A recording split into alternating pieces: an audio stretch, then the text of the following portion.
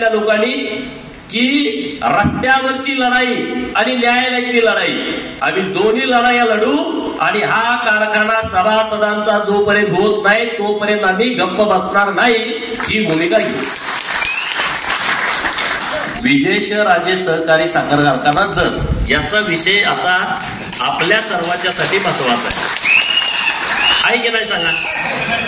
कोणाला वाटतंय हा कारखाना सभासदांचा व्हावा? बघा पत्रकार मित्रांनी पण मोबाईल खाली ठेवला हात वर केला पण नॅचरली ते आतापर्यंत सगळा कार्यक्रम शूट करत होते. कारखान्याचा विषय आला मोबाईल खाली ठेवला हात वर केला. म्हणजे मी हे राजकारणासाठी मुद्दा उचललाय का सांगा? हा विषय आपला आहे ना. कारखाना सभासदांचा आहे. 4,000 रुपये सभासद फी तुम्ही भरली आहे तेव्हा 4,000 रुपये तोळा सोनं होतं की नाही? मग आता तुमच्या या शेअरची किंमत किती झाली? 1,30,000. आता सोनं आम्ही घेतलं नाही त्यामुळे आम्हाला तुम्हाला दर माहित आहे. समजा 1,30,000 एका शेअरची किंमत आहे. जयंतरावने आता 22,500 गुणुले 1,30,000 करून हे सगळे टगे एकत्रित झाले त्यांनी बसून एकदा कॅल्क्युलेटर वरती अरे हे आमचे पैसे तेवढे तुम्हाला जरा तर लाज वाटायला पाहिजे. तुम्हाला टाकायचं तर कुणाचं टाकायचं? एखाद्या मोठ्याचं टाकायची कुणाच तरी. आमच्या जत तालुक्याचं टाकता जिथं प्यायला पाणी नाही, जनावराला चारा नाही, मुलांना शिकायला जायचं म्हटलं तर 7-7 किलोमीटर 10 किलोमीटर जावं लागतं चालत. तेव्हा कुठं त्यांना हायस्कूल भेटतं, तेव्हा कुठं शाळा भेटते. अशा तालुक्यातल्या लोकांनी जेव्हा या तालुक्यामध्ये कावीळ झालं तर खायला उसाचं कांड मिळत नव्हतं, अशा प्रतिकूल परिस्थितीमध्ये सभासदांच्या पैशातून हा कारखाना उभा केलाय आणि तो जिल्हा बँकेच्या सत्तेचा गैरवापर करून राज्य सरकार मधल्या मंत्रिपदाचा गैरवापर करून तुम्ही तो नुसत्या 40 कोटी रुपयाला ढापताय. हे किती मोठं पाप आहे. आणि हे जे पाप तुम्ही केलंय आम्ही निर्धार केलाय जत तालुक्यातल्या लोकांनी की रस्त्यावरची लढाई आणि न्यायालयाची लढाई आम्ही दोन्ही लढाया लढू आणि हा कारखाना सभासदांचा जोपर्यंत होत नाही तोपर्यंत आम्ही गप्प बसणार नाही ही भूमिका घेऊ.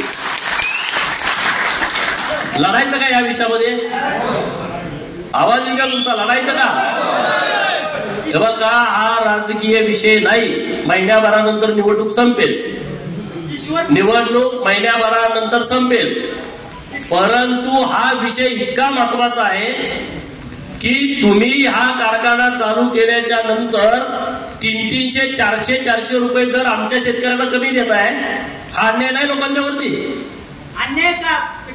आमच्यासारख्या लोकांना रोजगार सुद्धा नाही. इस्लामपूरची रोजगारी उभारले त्यांना पेमेंट चालू आहे, आम्हाला परमनंट सुद्धा करून घेतलं. ते बघा तिकडच्या लोकांना पेमेंट 35,000 आहे आणि आपल्याकडे 10,000 आहे. हे माहिती घेतली मी बरोबर ना? मी स्वतः काम करतो तुम्हाला 12,000 पेमेंट देतो. बघा 12,000 इथं बायकाला मागलायला 500 रुपये आहे की नाही परिस्थिती? सकाळी 8 आले तर ते 12ला जातील. अरे पण तुम्ही करताय काय कशासाठी? त्या ह्याचे पैसे इतके मिळाले त्यांना कॅनॉलमध्ये जमीन गेली. एनएच जमीन असल्यामुळं लाखो रुपयाला गुंठा गेलाय त्यांचा. त्याचेच पैसे इतके झाले कारखान्याला. 40 कोटी रुपये मध्ये कारखाना कसा काय एवढा मोठा येईल? जमीन 250 एकर आहे. कारखान्याची बिल्डिंग, कारखान्याच्या मशिनरी, नंतर सगळ्या त्यांच्या स्टाफला राहणाऱ्या क्वार्टर्स, गोडाऊन मोठी मोठी आहे. हे कसं काय 40 कोटी रुपये मध्ये? मग असं का नाही यांना वाटलं? अरे आपल्या जिल्ह्यातला हा दुष्काळी तालुका आहे आणि या तालुक्यातला कारखाना वाचला पाहिजे म्हणून आपण यांना सपोर्ट करू. तिकडं 200-300 कोटी आता बँकेचे देणे आहेत लोक, त्याचा लिलाव झाला नाही. शनी एका इमारतीवरती 4-4 सुतगिरण्या दाखवून पैसे उचललेत. कुणी बोलायला तयार नाही. 4-4 मी म्हणत होतो, मला चिठ्ठी आली त्यात 9 आहे. एकच सुतगिरणीची इमारत. शिकडून साहेब आला का नाव वेगळं, त्याला मागे बी दरवाजा आहे, तिकडून आला का नाव वेगळं, तिकडून एक दरवाजा, इकडून साहेबाला कळतच नाही. आत मशिनरी एकच, स्टाफ तोच, साहेबाला फक्त वाट बदलून आणायचं, नाव बदलायचं. त्याच्यावरती शेकडो कोटी रुपये टाकले, शेकडो कोटी रुपये. जिल्हा बँकेचं कर्ज दिलं विद्यमान खासदारांना, प्रॉपर्टी तारण न घेता 40-40 कोटी रुपयाचं कर्ज. तो प्रॉपर्टीच नाही घेतली, 40 कोटी रुपये दिले. तुम्हाला इथं देतात का?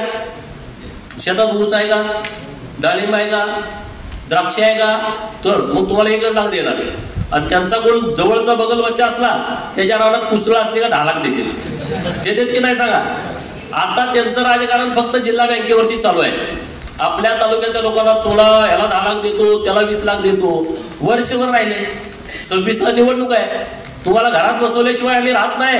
आणि जिल्हा बँकेच्या माध्यमातून जेवढा भ्रष्टाचार केलाय, तुम्हाला जोपर्यंत जेलमध्ये तुम्ही जात नाही तोपर्यंत मी आणि सदाभाऊ खोत गप्प बसत नाही. आता नोकऱ्या लावतो म्हणून सांगते लोकांना. अरे नोकऱ्या लावणार कसं? सीएम साहेबांनी डायरेक्ट स्टेज घेऊन टाकलाय नोकर भरतीला आणि त्यामध्ये सांगितलंय IBPS किंवा TCS या 2 कंपन्यांच्या माध्यमातूनच जिल्हा बँकेची नोकर भरती होणार.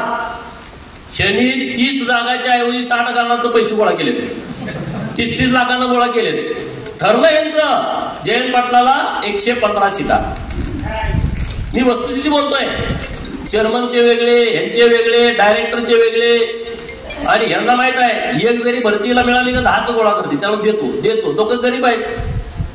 त्यामुळं जिल्ह्यातल्या सगळ्या लोकांना मला सांगायचं आहे, सांगली जिल्हा मध्यवर्ती बँकेची नोकर भरती ही IBPS किंवा TCSच्या माध्यमातून होणार आहे. कॅवेट दाखल केलंय कोर्टामध्ये, हायकोर्टामध्ये. ते आता गेले की सरकारने जेवढ्या कंपन्या दिल्या त्यातलीच आम्ही कंपनी घेतोय. अरे आता आम्ही त्या कंपन्या सुद्धा रद्द करून टाकतोय सरकारकडून आणि 2च कंपन्या ठेवतोय. 1 रुपया यांना घेता येणार नाही आणि चुकीचा माणूस बँकेत येणार नाही. एकदम वेल एज्युकेटेड पोरं, गरीबाची पोरं, शिकलेली पोरं बँकेत येतील. त्यामुळं बँक वाचेल. यांनी पोरग जर घेतलं तर ते सांगत असं ऐकतील ना, मग बँकेचा ते विचार करणार नाही. बँक ही कोणाची वैयक्तिक मालमत्ता नाही, ही सभासदांची बँक आहे ज्याच्या हजारो कोटी रुपयाच्या ठेवी आहेत, हजारो कोटी रुपयाचं कर्ज वाटप आहे. मला वाटतं 10,000 कोटीच्या वर बँकेकडे ठेवी असतील, अशी परिस्थिती आहे. त्यामुळे हे सगळं जतवर का लक्ष देत आहे? सगळ्या जिल्ह्याच्या राजकारणाचं केंद्र जत आहे, हे तुम्ही लक्षात घ्या. जिल्ह्याच्या राजकारणाचं केंद्र जत आहे. त्यांना आधी का सोपं होतं? कारण त्यांना मानणारी लोक इथले नेते होते. त्यांना अडचण नव्हती. मी त्यांना मानतो की नाही मानतो तुम्हाला माहित आहे. त्यामुळं त्यांना अडचण 100% होणार आहे. तिकडं आटपाडीचं इकडचं कवटेमंगळमध्ये चांगल्या पद्धतीनं आपल्याबरोबर लोक यायला लागलेले आहेत. त्यामुळे ह्याची अडचण त्यांना होणार आहे. मला एवढीच विनंती करायची आहे, जर हा जिल्ह्याच्या राजकारणाचं तुमच्यामुळं सेंटर होतंय, इथल्या क्षेत्रफळामुळं सेंटर होतंय, इथल्या मोठ्या लोकसंख्येमुळं सेंटर होतंय आणि ते सेंटर करून घ्यायचे आपल्याला.